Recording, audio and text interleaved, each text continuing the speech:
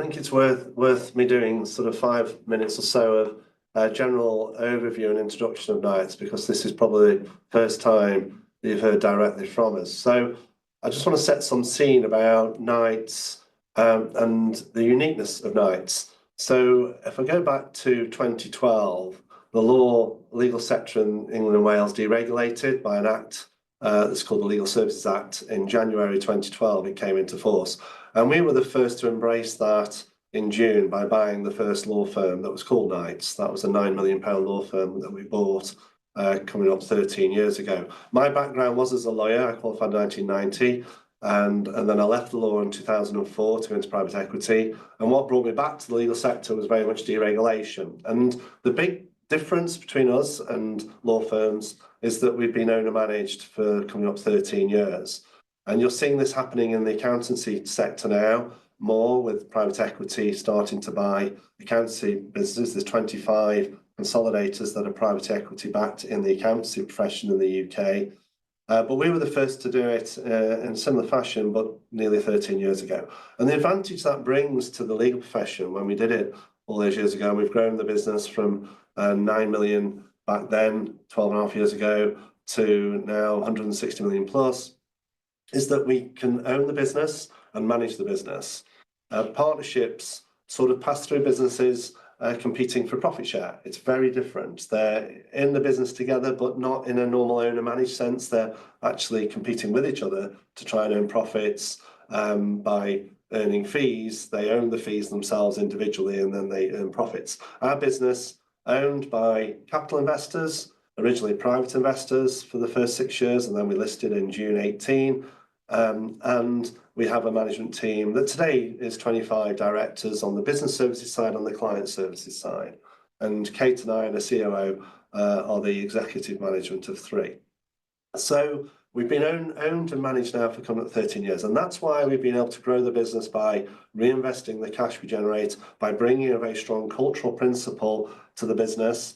We're very focused on all our fee earners. We've got 1,100 fee earners today, supported by 260 business service colleagues doing all the IT, finance, compliance work for the whole business that's centralised. But the 1,100 are spread across the 26 offices, doing the client services work, doing the lawyering, doing the fee earning.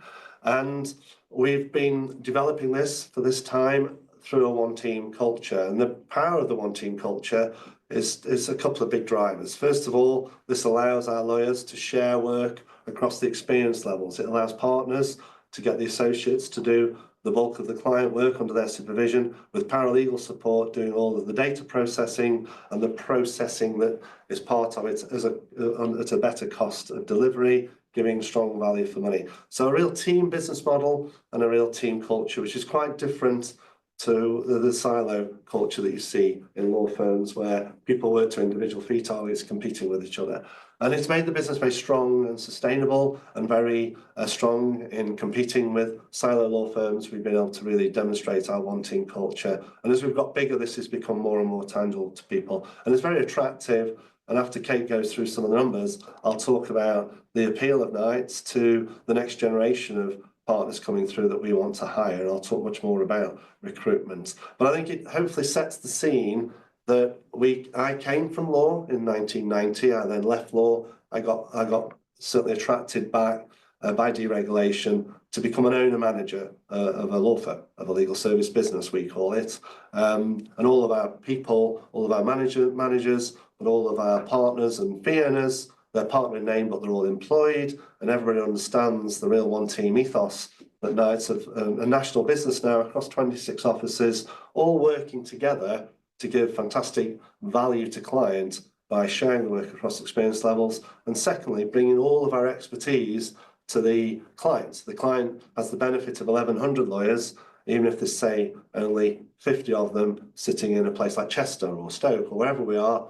If there's a 50 local in Chester, there's actually 1,100 behind those people giving all of the expertise to the clients. So it's quite a powerful combination and a powerful culture. So I'll just go into the presentation. I'll do a quick summary of the half year, and then I'll hand over to Kate to do some numbers. Then I'll talk a bit more about current trading and what we see looking forward in our growth strategy. So here, Kate will talk in more detail about what we've worked on for 18 months, and that's our margins. So 18 months ago, our PBT margin, we used PBT for the listed world more than we used to use EBITDA. Our PBT margin was 18% pre-COVID. It went down to 12% 2 years ago, so we weren't happy with that. And we've worked hard to get it back to 18. We got it back to 15% a year ago at half year to 31 October. And this time we've got it back to 18.4%. Kate will talk about that and the drivers to that. We're really pleased that we've got this back to high margin now, which is where we know it should be. And it's taken us the last 18 months to deliver that. And we've done that as owner managers, as a management team. We've worked hard on the revenues.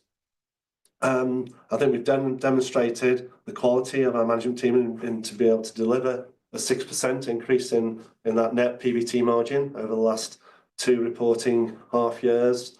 I'll talk about the recruitment, as I've already mentioned, and I'll talk about recent acquisitions and how well they are performing. The last one we did was in September, a business in Worcester, a 12 million turnover law firm, and that has integrated superbly well. And I'll chat through our whole integration strategy going forward. But on the next slide, just want to show you now the recent history since we listed the business. Hannah, if you can go to next slide, please. Here you see from 2018, we listed the business at 34.9 million revenue, making 4.8 million PBT. And in the 6 years to 30 April 24, we got it to 150 revenue and we filed 25.3 PBT. And we've shown there current consensus, which we're in line with, of 165 revenue and 28.7 PBT. And you can see, I think, the consistent revenue growth of 17% compound annual growth in those years since we listed, and also the 16% compound annual growth in the PBT line, and hopefully demonstrates, I think, significant value on current share price, because whilst we've grown the profit 6-fold since we listed in June 2018, our share price is still exactly the same. Our market cap was 103 million when we listed, and it's exactly the same market cap of 103 million today, even though we're 6 times more profitable. So I'll let that do the talking for us as to the value that I think is probably on offer in our share price at the moment. So I'll hand over now to you, Kate, to do some numbers, please. Go over onto the next slide, please, Hannah, onto slide 5. Thank you. Good afternoon, everybody. As David's talked about, we're really pleased with the half-year results that we've delivered to the end of October. Just key highlights here, and then I'll dig over on the next slides into more detail. But here you can see we've grown revenue by just under 5.5%, but really pleasingly, our underlying PBT has grown by just under 26% to 14.6 million, which reflects the reason for that larger growth and the revenue growth, as Dave has talked about, our work that we've been doing on profitability, which has increased from 15.4% the last half year to 18.4% this half year. And we'll talk about the drivers, but fundamentally that really is a drop through of an increase in our gross profit, which has increased from 47.5% in the prior to 50.5%. We've always grown the business. We have always had a real focus on profitable revenue growth, and you can see there the results of what we've been doing. The other key focus for us throughout the whole time that we've worked at Knights and been with Knights is cash management. And you can see there our focus on lock-up days, and there's a slide later which has a lot more detail about lock-up days, but that's really important for us as to how we bill our work and then how we collect that from our clients. And we're at 98 days at the half year, which is where we want to be. It is market leading. If you look at debtor days there, we're 33 debtor days at the half year. Industry average is around about 75 days. So you can see there how much better we are than the rest of the industry in generating that. And that gives us good cash conversion, and it takes us to a net debt position at the end of the half year of 50.1 million, which again, I'll talk about the key drivers, but that's exactly where we expected it to be at this time of the year. And in terms of our facilities and our covenants, we've got plenty of headroom, so a really strong position to be in. So going over onto the next slide, please, Hannah. We've got the PBT bridge. So here, looking at the key drivers of what's driven, you can see there the underlying PBT has increased from 15.4% margin to 18.4% margin. And as I talked about, that's fundamentally a drop through of the increase in the gross profit margin, which has increased from 47.5% last half year to 50.5% this half year. And that's been achieved through a number of things. It's been achieved through our continual focus on premium work and recovering all of the time that we spent and charging the correct amount for the work that we're doing. Increases in our prices. We put our prices up each April. Last April, as of April 24, we increased our pricing by around about 7%, and so you can see the benefit of that coming through there, and various other things. Now, I think one of the important things to point out here is that of that 4.3 gross profit increase, 2.1 million of that has actually come from organic revenues. So organically, we've grown our gross profit by just under 6% for the period, which is really important and really shows that our focus on premium revenues, and we've done a bit of a change in working and making sure that we're always focused on premium, coming out of anything that's less profitable, etc., which is over on the next slide, you'll see that's probably impacted slightly the organic growth that we've delivered, but actually really pleasingly 6% organic growth. And then our other costs, we've started to leverage as we go through, and we expect to continue to start to leverage those. On this slide then, on the revenue bridge for the half year, you can see there we've grown by 5.4% in the year. The majority of that increase has come from acquisitions. Part of our strategy is to acquire businesses, integrate them fully into Knights, and then grow them organically, and David will talk about that more. But you can see here we've got the half-year impact of the acquisitions that we did in FY24. So that's the increase this year compared to last year. We acquired 2 businesses, Baines Wilson and St James's Park. They're performing very well, as we'd expect them to do, and so have contributed some additional income in this half year. And then there's also the acquisition of Thursfields, which we acquired in September 24, and how that's contributed to the year. That's again integrated very well. It's on our systems. We always integrate and bring the acquisition straight onto our systems at the date of completion. So it's on our systems and generating income as we'd expect it to be. So that's generated really well. Then looking at the organic growth for the year was 0.7%. We did make a strategic decision this time in last year. So in November 23, we made the strategic decision to come out of the majority of our insolvency work because it was operating at a loss. And so we did that. So that's that strategic reduction there that I've taken out because that revenue is not repeated in this financial year. So if we're looking at a like-for-like basis in terms of organic growth, we're generating just under a couple of percent organic revenue growth in the period, which is that one. That's modest organic growth. We want to increase that, and Dave will again talk about the drivers for that. But I think over the slide, if we move over onto the slide, you can see the key KPIs that are driving that organic growth, which give us real confidence in where we've moved the business. And you can see here how we've moved towards premium and profitable work and the fees and everything that we're generating. A key KPI for us is the gross profit margin, and you can see there the pleasing improvement that we've done in this half year from 47.5% to 50.5%. And then you can also see then the increase in the fees per fee earner, the gross profit per fee earner, and how that's all moving on a really positive trajectory. And that gives us, that's as we've positioned the business and the fee earners within the business to be generating income at a higher level and recovering that time that they're spent, and that puts us in a really good position for generating organic growth in the future. And the result of all that is that we continue in that last box there. You can see we continue to generate strong underlying cash flow. Cash generation has always again been a key consideration for us. If we move over onto the next slide, please, we can see here the key movements in the cash flows. It's the first half of the year is always a slightly lower cash conversion than the full half of the year, just because of our working capital cycle. It's always slightly higher.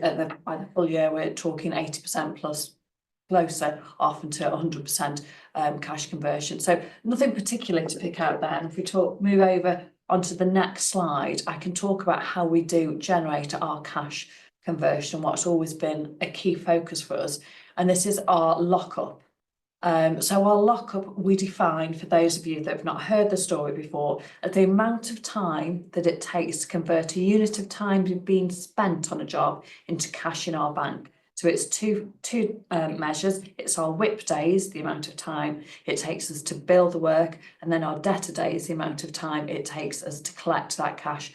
And as a business, we're looking generally to be at around the 90 days mark, which is around about 30 days debtor days and 60 days WIP days. And at full year, we achieve that. Half year again, because of our billing cycle, is always slightly higher, but you can see at half year we're really pleased with where we are. It's very much in line with where we'd expect to be at the 98 days.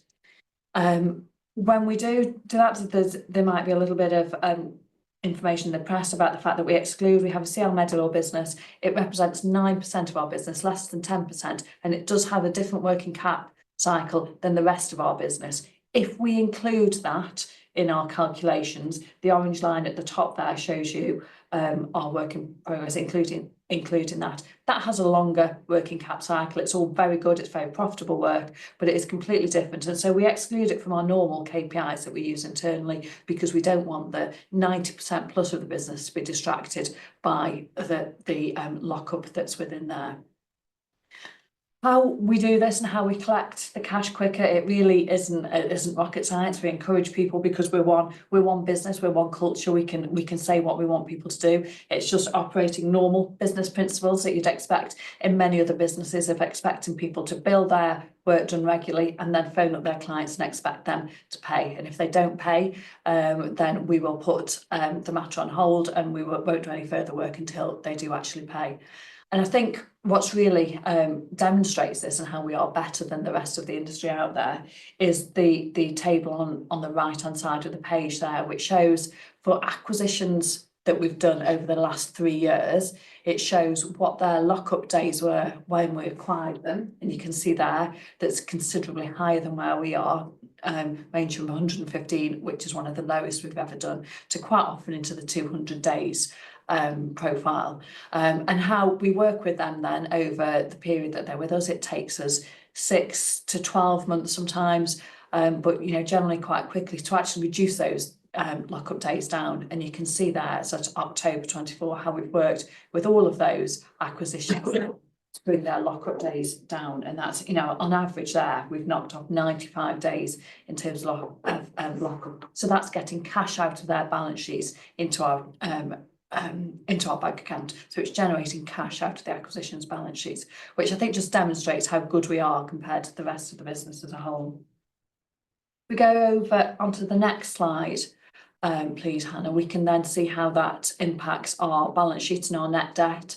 Our net debt for the end of October has increased to 50.1 million from 35.2 million at the year end.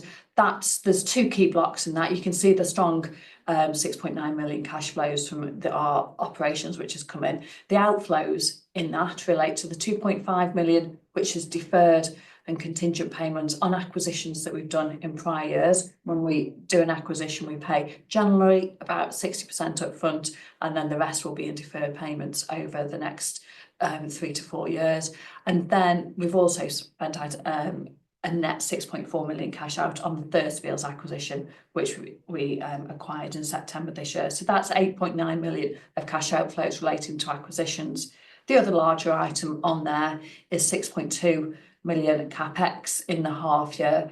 That is as we expected. In July, when we announced the full year results, we talked about this year being a catch up in terms of capex. We hadn't spent much in the prior couple of years towards getting our margin and everything together, but we certainly saw this year as a catch up in terms of capex. And what we've done primarily there is it's bringing in all of our office spaces up to grade A office space. We've talked an awful lot about our focus on premium and increasing the quality of the work that we do, recruiting really top talent into our offices. And it's really important for us to invest in the office space and the environment that people are coming into, so that they can deliver that premium service and we can attract the quality people that we want to in the business. So that capex is most definitely a one-off. We expect to spend around about the 11 million that we forecast for the year, but then going forward on a run rate basis, it's going to be closer to a 4 million pounds capex. We'll have done the majority of our offices by the end of this financial year. Where that puts us then just in a balance sheet position at the half year end, we're at 50.1 million. We do have an RCF available to us for 100 million. We increased that in November 24, our facilities to 100 million available facilities. So we've got 50 million headroom at the half year. Our banking covenant leverage is at 1.36 times. From a banking terms, we can take that up to over 2.5 times. In terms of where we feel comfortable having that, knowing appetite for leverage, we feel comfortable taking that to around about the 1.5 times. If we've just done an acquisition, knowing that then we are very cash generative, we'll get cash out of the balance sheets, and that will come down quite quickly. By the year end, by April this year, we would expect that to come down to around about the 1.1 times leverage level, giving us lots of headroom going forward. So in terms of leverage and in cash facilities to invest in the business going forward, to grow organically and to grow acquisitively. David will now talk about our strategy for growth. Thank you, Kate. And go to the next slide, please, Hannah. That's fine, the presentation. So we've talked about the quality of the revenues, improving the margins and the management and the cost discipline that's gone with that. I will briefly talk a bit about the wins, about the revenues, but I then want to talk about recruitment and acquisition. So we can go to the next slide, please. To give you a sort of flavour of a mix of the revenues, there's two broad areas we look at. There's the commercial side, which is real estate, commercial real estate, corporate M&A, litigation and employment, and then there's the private wealth side, which is private client, tax and trusts, landed estates, and high net worth divorces. So if we look at the sort of mix of work, we've got two subsidiaries. One is the Medal Law business Kate described, which has long WIT days, but a real quality group of people majoring on brain injury and cerebral palsy cases. That's been growing and continues to grow. In the core business of corporate and private wealth, we're seeing actually residential property business growing substantially at the moment. It's up 25% in this period we're reporting in this half year. That's to get back to pre-trust interest rate hikes. I think we're seeing the volumes returning now in residential property. I think demand is driving that. We're certainly seeing in the regions. M&A work is still into a headwind. We're seeing M&A work is about 8% of our revenues, and we saw a buoyant October pre-budget. Transactions were happening, but that's dampened off, and we're certainly still seeing a bit of a headwind in M&A, but we're not seeing that in any other areas of our business. I think it's a very resilient, defensive type of business in the regions, and the one buoyant area we're certainly seeing is in that residential property area. What I really want to talk about now is the organic growth through recruitment. On the right-hand side on this slide, you'll see that we've hired 23 senior hires. These are partners and senior associates that bring clients with them. It's a very relationship business model. Our partners have relationships with clients, and those relationships are sticky. If the partner moves, the client moves, and we can build our client base and our revenues by hiring partners and senior associates. And in this period, we've had 23 start in the first half, ending 31 October. Last year, in the same period, we had 20. And what we're starting to see now is a growth in that recruitment area. And if I can just go to not the next slide, but the slide after, please. What we're seeing now is an increase in hiring, and I think there's two reasons. And one reason's described on the left side, and that's the push away from the partnership model, and the pull that Knights has is on the right-hand side. And I think interest costs has had something to do with this. I think more evolution of the partnership model that was designed in 1890, and the banking sector in the UK got rid of it in the 1950s. And I think you're seeing a change now in our sector, that people and the next generation of partners don't want the financial risk of partnership. To earn more money in a partnership, you normally have to buy in to become an equity partner. And to do that is the average capital account in a partnership is 250,000 in the regions. And obviously the cost of borrowing that money now has gone up to probably 7-8%. It's a personal risk. to try and earn more money. They can earn the same or more money with us without having the financial risk. And I think we're seeing that push to us away from the partnership model and the pull from Knights. And I think the Knights pull is stronger because of our national presence, our national reach. I think our reputation has become much more established in a very strong, positive way, that we've proven that this owner-managed corporate model that we introduced coming up 13 years ago works. I think the scale now of having over 1,000 fee earners gives all the capability and expertise and speciality in areas like intellectual property and tax to support big client followings. So I think we're seeing more volume of people joining us, and that 20 a year ago increasing to 23 in the second half, I think we'll go to 30 something. So I think we'll hire 50 plus partners this year in total before 30 April. Last year we hired 40, and I can certainly see the number growing much more beyond 50 in the next financial year. And this is very important for our organic growth strategy, because these people come away from partnership, they come into our business, they bring on board their clients, they're bringing bigger client followings to us. It's not unusual now for us to see a 7-figure million plus client following. They average around the 400,000, but we do see some bigger client followings as well. And we can grow our revenues through winning those relationships with clients, through recruiting the people that hold those relationships. Cultural integration's a lot faster and easier with one person than it is with, say, 50 lawyers on an acquisition. And we're really encouraged by what we're seeing now day to day. I've interviewed 2 partners even this morning before speaking to you in this office. We're seeing a lot of talent now being attracted to our corporate owner-managed model, where they can work in a very enjoyable environment, in a strong one-team culture, no financial risk. And they've got all the expertise from that one-team culture wherever they sit throughout the UK, that they can then do all the work that the client needs to be done and enjoy themselves and earn some decent money along the way as a salary. So that's what's happening to us in the recruitment stage, and that's what will fuel our organic revenue growth. You know, the modest growth Kate's talked about at just under a couple of %. We certainly now want to see grow into the sort of mid-high single-digit area, like it was before 3 or 4 years ago. And I think we'll certainly see our business grow organically from here, largely through hiring more people, and certainly more people than would be leaving our business. If I go to the next page, I just want to talk now briefly about acquisitions.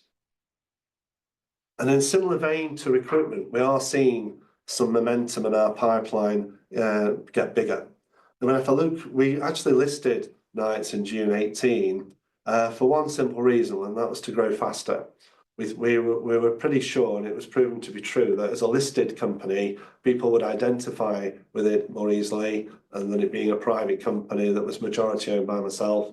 If it was listed, owned by institutions, people would trust it more and be able to join it more. And that was the big reason, more than actually capital raising, to be honest with you. And it worked. We started to do 4 acquisitions a year in the first 3 years. That was the rate. And then we slowed it down through COVID. We had a lot to do with a lot of the acquisitions we were doing around COVID to settle the business and integrate everybody, which is what we've seen finish off in the last 12 months. And I think these results show that with the margin return. Now we're ready to do more acquisitions, and I think you'll see us do 3 or 4 acquisitions a year now going forward. And where we want to go next is shown orange on the map on the left-hand side. All the dots are obviously where we are today in the 26 locations. The orange is where we focus on expanding our footprint. It's always led by cultural fit.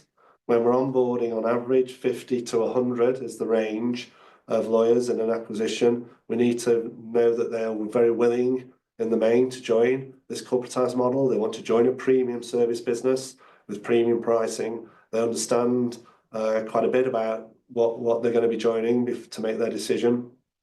And we're looking for that cultural fit. That's the key thing. But with the cultural fit strong, we then want to see if they are more focus on commercial work than private client work. We do 64% of our businesses for corporate clients. Then we have all the private client services, which we really enjoy doing as well. Very profitable work and very underserviced in the regions for tax and trust particularly. But it's very corporate led, our focus, our strategy. So we need to look at the commercial law firms. And there's around 200 of these as a fragmented market throughout England and Wales, outside London, that we pretty much know about and that we talk to. So it's cultural fit and then strategic fit, and then the locations in these orange areas. So we're very focused on Norfolk, Suffolk, Essex, Kent, on that right-hand side, coming over, more to do in Surrey, and more to do down on the coast, southern coast and Dorset and round Southampton, Bournemouth, going up into South Wales in Cardiff, perhaps going up into Shropshire there, just on the left-hand side, and then over to Hull. Those are the sort of pockets of geography where we're looking to try and fill to really create probably around about a 40 office business over the next sort of short, medium term. In the next 3 or 4 or 5 years, we see our 26 going to 40 locations as we increase the revenues. We're very focused on doubling our revenues over that short, medium term to 300 million. The profits should increase at a slightly more higher accelerated rate than that as we leverage overheads from our centralised business support function. And that's the strategy of acquisitions. Now, I've mentioned cultural fit.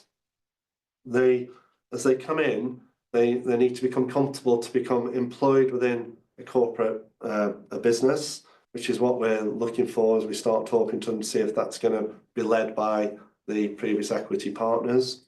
Are they going to want to enjoy being part of a bigger group? So if you're doing commercial real estate in your town or city, are you going to enjoy being part of, say, 250 commercial real estate lawyers that we have nationally? It's a big part of our business, but we do all the development, construction, town planning work at a really sort of premium level throughout the regions. And a lot of people want that expertise to support them and want their career paths. So we find with the solicitors and associates, they're normally really keen if they've been acquired to become part of this, because they can see a much career path with themselves. And then we have to work to do with the partners to sort of allow them to adjust from that partnership culture into our business culture. And I've just picked on the right-hand side really what we'd see as a typical example now for ourselves. I could have picked several other examples of what we've seen with small acquisitions, but this one was done in Bristol in 2023. It was right at the bottom end of a range that we'd buy, 2.7 million of fees. In its first full year with us to 30 April 24, it did 4 million. And in this current financial year ending 30 April 25, we see those going just shy of 6. And we've built those revenues through recruitment. So as we go in with our new name, Knights, having bought a small business in Bristol, partners that don't want that partnership structure that I've just talked about, that financial risk, that silo competitive structure where they're all subject to fee targets and they've got to hit their fee targets, their personal targets. In our business, they can come and be part of one big team. Then we hire people and we grow revenues. And I think Bristol's a really typical example. We've seen this sort of increase where we've doubled revenues in the first after a couple of years in Teesside. We're seeing the same in Carlisle at the moment. We see the start of this in Newcastle upon Tyne. And we'd certainly see all of this happening in those Norfolk, Suffolk, Essex, Kent, Dorset, Cardiff, Shropshire and Hull areas that we're focused on. We'll see this type of model repeat. We price these at around the 1x revenue as a sensible sort of way of understanding the value. We actually look at the multiple of EBITDA after we've made all the synergy cost savings. We take out all their back office of finance, IT and compliance, etc. And then we see around about the 4.5x EBITDA valuation for ourselves, which we think's an excellent valuation. That means it's accretive in valuation. Certainly, as we hope to get our business properly rated again, then you can see how value accretive buying businesses at 4x EBITDA. Certainly, if I look at the one we've just done in Worcester in September last year, that was a 12 million revenue. The multiple of EBITDA post synergy cost savings was less than 4, and that's all come in brilliantly and maintain the revenues, and we can start to grow those revenues in Worcester and Birmingham where we already operate. So that's the way we value, that's the way we pay for them. It's all cash at the moment. We don't use shares because it's too expensive. We were using shares when we were properly and highly rated. And now we just use cash.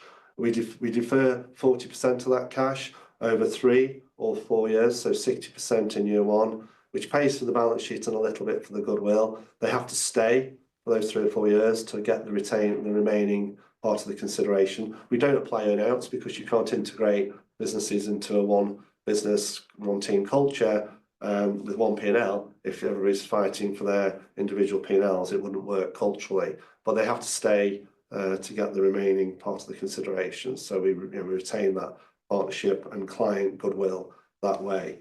So that's how we do acquisitions. It's a very proven strategy. We've done 26, 22 of those are since we've listed.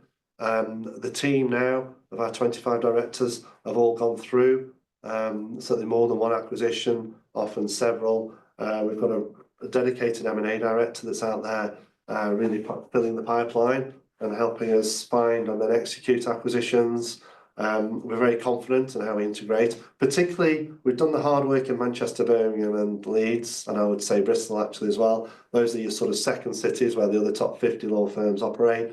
Once you come out of those 4 second cities into all the other regional centres, we're often the only really large legal service provider competing with, say, a small independent local law firm. So it's much easier for us to retain the people and attract new people and to have all those sticky revenues, because in the locations outside of Manchester and Leeds, then it's a lot stickier because there's not much competition. So the future now of our next 15 offices is all away from those second cities where it's been harder for us. So that's the acquisition strategy. If I can just go perhaps just to the last 2 slides. The next slide is really just showing how we grow as an owner-managed business. I've done this for the whole 12 years, where we grow organically. We certainly want to get that back to high single digits I've talked about. You've seen the profitability margins that we're able to achieve, and we'll certainly be maintaining these profit margins of 50%, low 50s in the gross margin, and 18-19% on the PBT margin. Acquisitions, you've seen the value accretion I've talked about there, and all the cash generation. We've got the whole business, 1,100 fee earners now, really focused on billing promptly and collecting their invoices quickly, as any business should, but we see law really struggling to do that. And most of that money we look to reinvest with a 20% of profit after tax dividend policy that will progress because the profits will progress. But we also want a lot of the money retained in our business to grow and recruiting more people, that we'll certainly see now happening, and making more acquisitions to keep the whole momentum of our growth as we seek to now double our revenues in the next 3 or 4 years. If I go finally, in summary, you've heard about our first half, and Kate's gone through that in some detail. Our second half's trading in line with what we'd expect to reach those consensus expectations. We have confidence in increasing our organic revenue growth, which is a key area for us to now go and prove. I think you can tell from how we're speaking and the results that we've achieved in the last 12 months and in these half-year results that the management team, I think, are proven. We've got a very strong leadership team. I've mentioned the residential property market's really surging for us, which is important for us. It's 10% of our revenues that's doing very well. All the other revenues are maintaining nicely. And I think as the scale of our business now doubles and our reputation grows and increases, we'll simply keep attracting more people in the regions to join and more acquisitions to really accelerate our growth. So, I was going to say we're quietly confident, but probably not so quiet at the moment. I think we're starting to be quite sort of bullish about our opportunities in this fragmented legal sector that's outside of London that we can really make our own. So that's hopefully gives a good summary of our business for you. Kate, you did a helpful overview on sort of debtor days, but the question is, could you comment on the figure, please, and how management action to improve this? Okay, so our debtor days at the half year were 33. I think at last year end they were 28 days. We target across the business 30 days. I think we're quite 30 days, the 28 days, I think it is good. I don't think we'll achieve it much, improve it much more than that.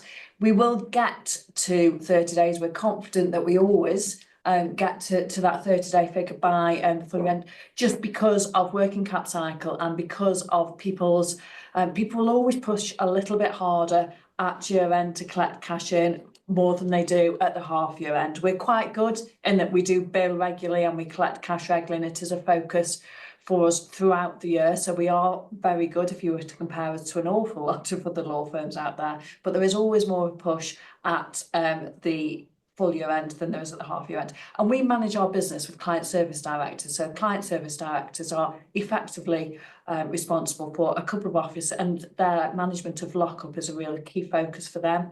And they are now starting to already work on making sure that people are in advance of looking at the April year end, making sure we're already starting to bill and collect that cash in before the year end. So that's a key focus for them, and that's those client service directors that make sure that the actual partners and senior associates and solicitors deliver what we want to do. So they take the responsibility for delivering that. Thank you. There's a few for you, Kate. Is the cash flow of your acquired companies sufficient to fully fund the deferred payouts agreed as part of the acquisitions? Yes, it will. It will be over time. That once we get them onto our systems and we've taken all of their synergy savings, we're looking for them then to be generating, a sort of 20% EBITDA. There's about, if you're thinking we're paying about 1 times revenue roughly, and we're looking to get them to a sort of 20-25% EBITDA margin, then you've got a bit of a 5-year payback period really. So yeah, that they're all cash generative. Super. What is your statutory PBT for H1, and what are the adjustments made to get to underlying PBT? Okay, so our statutory PBT is it's a figure here. Just bear with me while I find that. So the adjustments that we make, the key adjustments that we make, are in relation to contingent and deferred acquisition. So under IFRS, because when we make the acquisitions, the deferred consideration is, as David's talked about, we have it dependent on the individuals remaining in the business. But we don't do earn-outs because that doesn't work for integration. So it's linked to their continued employment in the business, which is our way of protecting that goodwill. Under IFRS standards, because it's linked to their employment, you have to show it as a deduction in your profit and loss account. Now, we already pay them a salary, a very commercial rate salary, so that it is an acquisition payment. So it goes to our P&L, but we do add that back. So that contingent payments is always added back as an add back because it is payment of goodwill effectively. There's the amortisation of intangible assets, which gets added back as well into the margin, and then any non-underlying costs. The non-underlying costs are essentially costs in terms of acquisitions, generally restructuring. When we go in and we do an acquisition, we take out an awful lot of their support staff. That's the way we get them. We get the margin improvement, but there's a cost related to that. We will cancel an awful lot of their contracts and bring them onto our contracts, and we get the benefits of that, generating the synergies. So sometimes there can be a one-off cost in terms of, depends on what they've signed up to get them out of that. So those are the costs that come out of it. So our underlying PBT at the year end was just under 9 million. And there is a slide on the in the pack if anyone gets it, which is slide 26, which does a reconciliation from the statutory to the underlying PBT. Extremely helpful. David, what is the staff turnover at the partner level been over the last year? So our churn has been higher in the last 3 years. Actually, we've seen on average over that period it going to the mid-teens, and that's, I think, as a consequence of a lot of acquisition activity we were doing around COVID. We were adding 400 fee earners to the 600 in March, April, May 20 as COVID hit, and I think we've seen the finishing off of the tail of churn after that 3-year deferred payment period. So I think we've seen higher churn of mid-teens, which is about the same you see in the top 50 law firms, but we should have lower churn. And for the 9 years prior to 22, we were certainly seeing high single digits, about 8% churn. So our churn in the last 12 months, to answer the question, has been in the mid-teens, about 15%. Going forward from now, we've certainly seen this in the last couple of months as we've started the second half, we'd see that reduce to around sort of 8, 9, 10% churn, which is normal churn for us. And we will have lower churn than the profession, certainly comparing us to our other top 50 peers, if you like, because of being in the regions. once you're in a Stoke, a Chester, etc. If I look where we're sitting here today in Stoke, you know, we've got 110 fee earners here, 30 partners, and there'll be a retirement party for one who's leaving, who's been with us for 35 years. The partners won't churn from this place because there's no other law firm to work until you reach Birmingham South or Manchester North. And people who live here, working in, you know, such a quality business, doing premium work for premium clients, both locally and nationally, they just haven't got any incentive to start commuting you know, a couple of hours a day to go and try and find an alternative. So your churn rates in the regions, you know, should be, it's part of the principle of our business, part of our focus, part of our strategy right from the beginning was to build a very low churn model. So currently it's been higher, but I think we know the reasons for that. Going forward, I would expect that to be now certainly back in that 8 to 10% area of churn. Perhaps segueing then on from that, there's a question here: what makes you confident that you can hire another 50 plus partners in the next year and going forward? You've touched already on the pull factor for nights, but is this going to be from lateral hires, or is it including acquisitions, or perhaps you could expand? Yeah, no, when we talk about 50 partner hires that we're making this year, that's excluding acquisitions. Acquisitions is totally separate. So in the Worcester business we acquired, there's probably about 15 partners from memory, and that's in addition to the 50. So that's the 50 is purely single lateral hire partners. What makes me confident about it is in addition to the reasons I've said, we're also putting a lot more effort into it. So we've got now 12 client service directors working closely with myself and the COO, so 14 of us, and we're, for example, meeting recruitment agents a lot now. We used to do this actually a few years ago, and we haven't been doing it as much through COVID. Perhaps COVID interrupted this, and we've really picked up the pace now of seeing the recruiters. I've met 14 recruiters already this calendar year, just in 2 weeks. And it's really important that we do this to explain the uniqueness of nights, like I'm doing with you as investors, potential investors today. It's really important that we fill the PR gap for ourselves with the recruitment industry. There's a lot of people and partners, rather than, even if they want to come to nights, and some know they want to come to nights, but they'll ring their recruitment agent to put the call in because they feel more comfortable somebody doing it for them. A bit like a footballer, I mean, an agent, really, I guess. So talking to the recruiters is really important. So we're now meeting recruiters every week, much more than we've done before. That gives me confidence we'll hire more. We've increased the incentive to our people to introduce partners to the business, that if they introduce a partner who's going to culturally fit, you'd think, because they're going to introduce people that they'd want to work with. And we don't pay a recruitment fee. If they've introduced somebody and helped us hire, they get a 10% of their salary, of the partner salary bonus. Well, no, sorry, a £10,000 bonus now. It's a fixed fee. So we pay a fixed £10,000 bonus for any person in our business who's introduced a partner. And we're seeing some traction that's come from that in the last few months. So we're putting more effort in. I think we're a bigger base across the 26. I think we're more established in the bigger centres. I think it's been hard work for us over the last 5 years, getting our feet under the table in Birmingham, Manchester and Leeds. I think we've done that now. I think we're established. I think there's good work for us to do now to hire from those bigger pools of talent. And I think we've got some good momentum and winning ourselves to do that. So yeah, we're confident we'll hire more than 50 next year. Great. What multiples do you normally pay for an acquisition? As I've explained, if you take it's hard to look at a law firm in a multiple of EBITDA because they don't have an EBITDA, because they just pull out all the profits for the partners. So they don't even know what EBITDA stands for in equity partnerships. But if you applied a notional salary to those partners, which we pay once they've sold to us, then and we've taken out the back office, we're seeing on about 4.5 times EBITDA. If you look at the EV/EBITDA multiple for a law firm that we buy, it averages out at about 4.5 times EBITDA for buying that enterprise. Yeah, thanks. Do you see residential growing as a percentage of the group?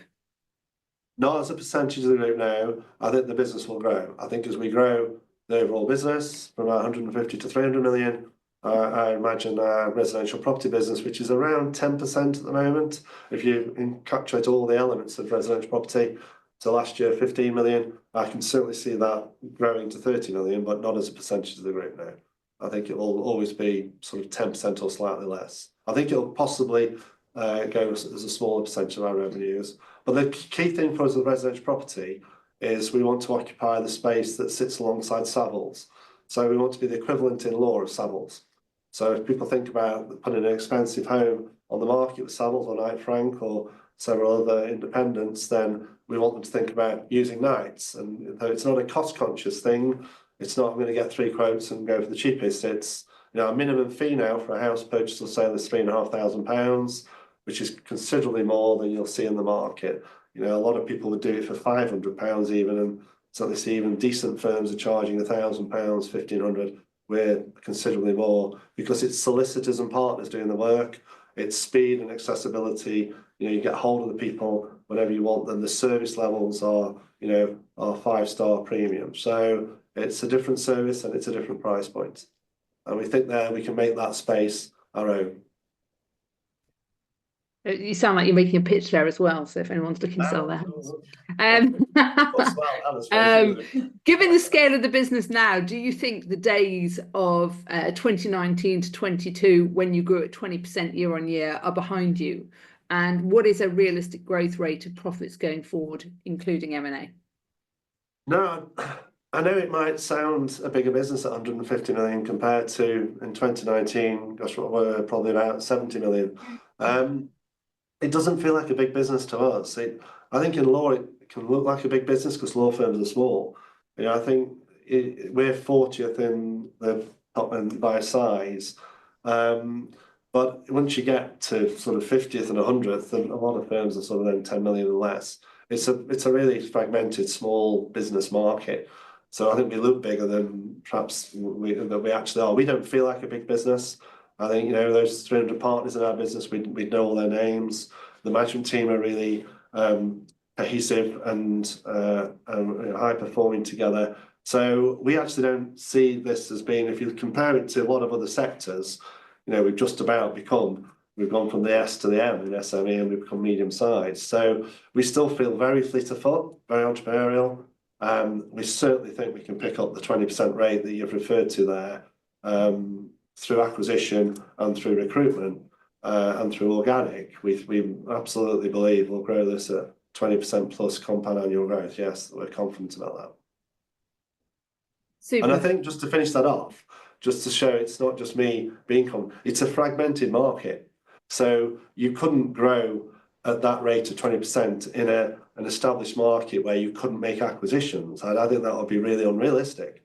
I don't think you could say with confidence, yes, it's a 20% organic growth strategy. And I'm not saying that. I'm saying it's a single-digit organic growth strategy, and it's an acquisitive growth strategy that puts us into the 20%. I think because it's fragmented, that gives us the confidence we can grow this with some acceleration from here, like we were before 2020, absolutely. Clear, thank you. A couple of questions on buybacks. Obviously, your frustration with your share price comes through and the limits it places on being able to issue new shares to fund acquisitions. So, would you consider buybacks? Would I what, sorry? Consider buybacks. Yeah, we get asked about buybacks. And we've got 3 here. Yeah, I know, and we understand the question. I think when we talk to institutional shareholders, they don't really support buybacks. They want us to grow the business. They want us to really accelerate what we're doing and what we've proven we can do in the last 12 years and what we've certainly shown since listing. And they want us to really grow the business now because they're confident in us. We have a modest buyback program that I think we'll maintain into an EBT that supports share options for some of our management team. So it's something that stays under consideration at board level. But at the moment, as far as capital allocation, which this is a question about, we're much more focused on growing the revenues quickly, profitably, and really growing the value of our business by scaling it now.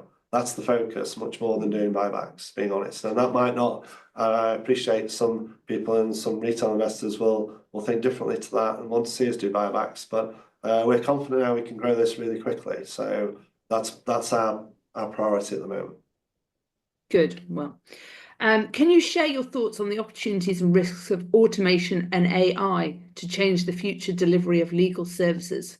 And do you have any plans to invest in this area? Well, I'm going to slightly modify the question to say the opportunities as well as risks, because we see plenty of opportunities. We see more opportunities than risks, to be honest with you. And let me explain. So we've got in our 1,100 fee earners, 250 of those people are new graduates doing paralegal with us or training contract. So we want to take the vast majority of our trainees who become solicitors with us. We want to take them from university through paralegal so that we can culturally integrate them and they can really understand the culture of our business, which is unique compared to law firm.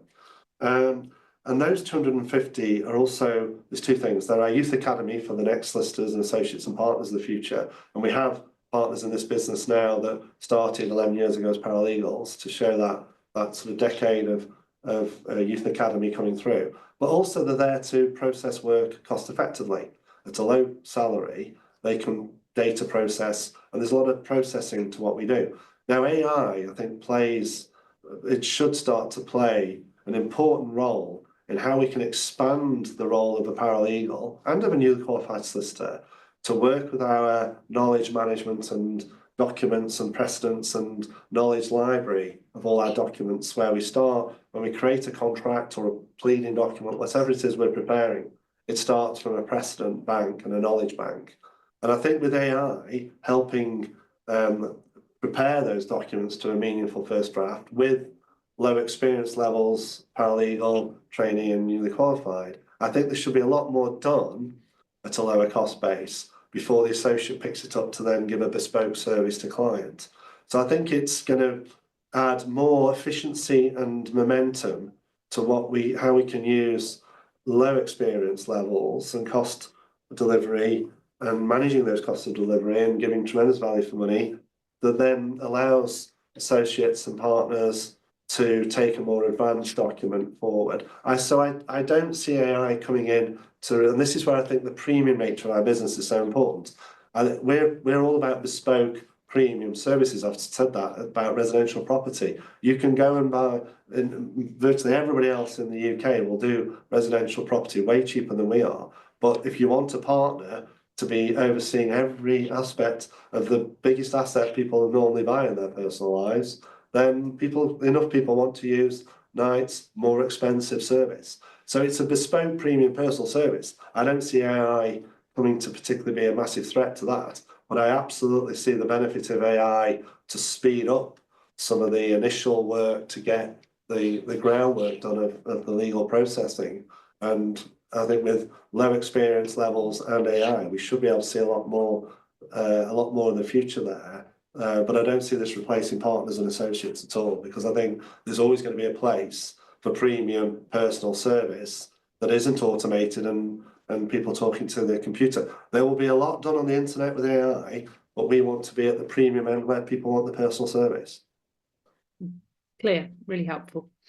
Can you add a little more colour to current trading? Are utilisation rates well up in recent months? And are you pushing through further price increases? So utilisation's staying as is. I wouldn't say pushing up, it's staying as is. The sentiment in the summer, I think, was getting there were some positive elements to sentiment. I think they've gone away. I think it's a bit more negative now, sentiment in the business communities post-budget, but we're not seeing any impact there. I think we're very resilient in the regions. You know, I joke slightly about this, but Stoke-on-Trent, where I'm sitting now, we've got 110 lawyers here as the only commercial legal service provider. You know, that they went into recession in 1990, 35 years ago, and Stoke has never come out. So it's not kind of really subject to this sentiment. The regions are much more immune from the peaks and troughs of economic cycles. So we're not seeing any increase or decrease in utilisation. It's sort of trading as we'd expect, maintaining its levels. As far as pricing, yes, we always, in the last few years, we bring in a price increase in November, on the 1st of November, as far as it being introduced, and comes into effect on the 1st May. So all the clients have had 6 months notice about our hourly rate increases. In the last 2 years, those have been 7% hourly rate increases. This year it's 4%. So it's slightly lower because we feel inflation's now lower and we feel that's the right level to increase our rates. That doesn't mean it flows straight through to revenue, because you've got things like fixed pricing and framework agreements with clients and lots of different elements to pricing, not just an hourly rate. But we'll certainly see a drop through from that 4% hourly rate increase of at least a couple of percent on revenues coming through. That's all in place from 1 May. And I think our salary increases that people would normally ask alongside that question are going to be fairly modest going forward next year. I think that's the environment we're in now. I think we're in a much, but we don't really get a lot of salary inflationary pressure like the big cities do, and like London does. Certainly in law, some of the salary inflation stories you can read about are off the scale. We don't feel that in the regions, but pretty stable as far as salary cost too. Great. I'm conscious of time. We've had a strong number of questions. Are you all right for 5 minutes? Yeah, I have got a 1 o'clock to go on to, but we can do. You have a one. Listen, well, in which case then what I will do is I will share with these questions with you. So I will thank everyone for joining us today. Apologies if we haven't answered your question. I will forward them on to the team, and I'm sure you'll get back to me when you have a moment. But great to hear from you both. A really helpful introduction, and we look forward to repeating it in another 6 months. And good luck till then. Yeah. Okay. Thank you, Anna. Thank you, everyone. Bye for now.